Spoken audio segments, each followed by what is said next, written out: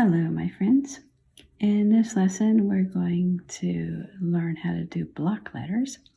And block letters are not connected to each other the way we were connecting our calligraphy, our faux calligraphy, and our monoline letters before.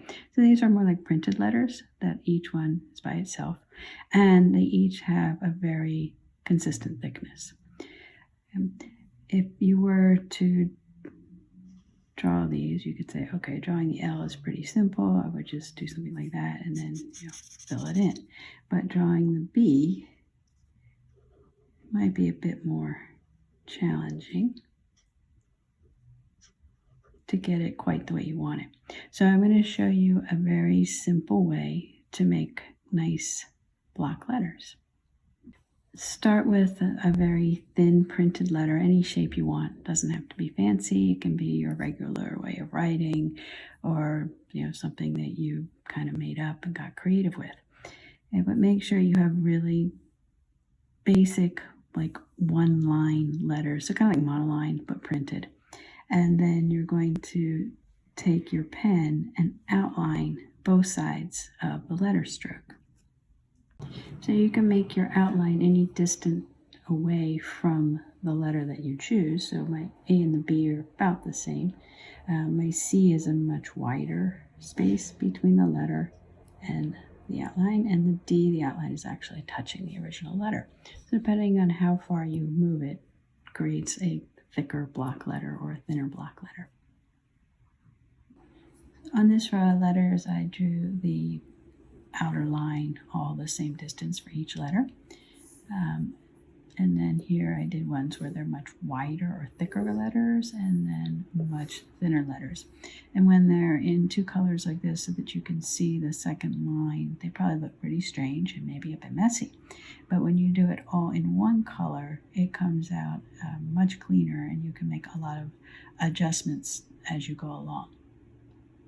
With this set of thin blue letters here, we'll see how it fills out to make a nice block letter using the technique that I showed with two colors above. So here are the letters with the outlines on both sides of the original letter. And then all we need to do is just fill in the whole shape.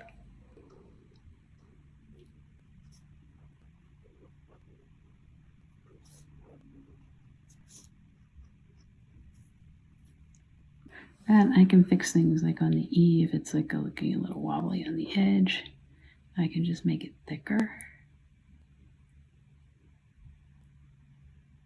Everywhere else, to smooth it out.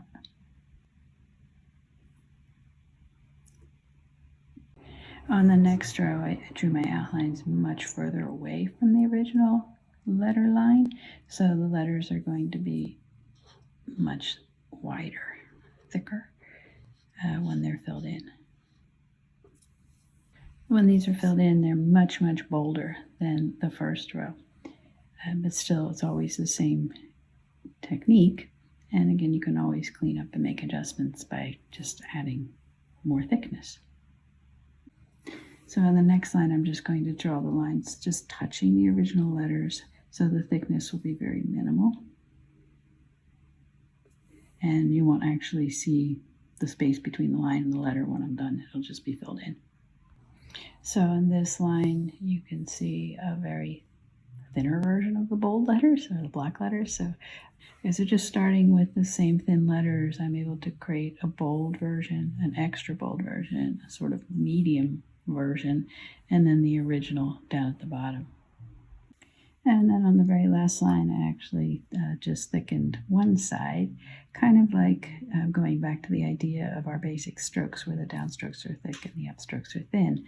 But here it's all just done by adding more outline and filling in on one side of the letter.